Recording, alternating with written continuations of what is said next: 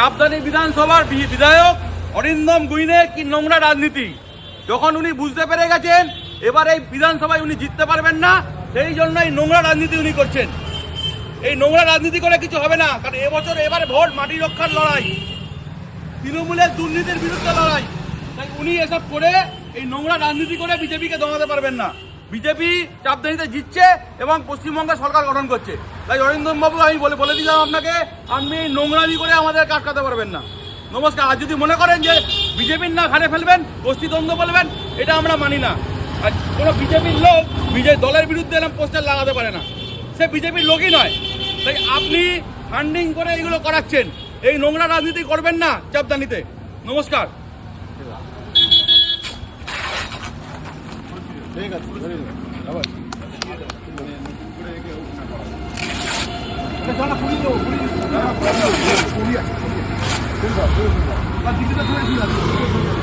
ছেড়ে দাও না, যাতে রিইউজ না হতে পারে, এটার কথা একদম পুরো ছেড়ে দাও।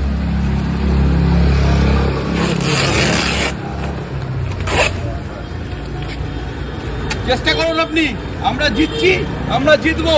চাপদানিতে আপনাকে 50,000 ভোটে হারাবো, বলে দিলাম।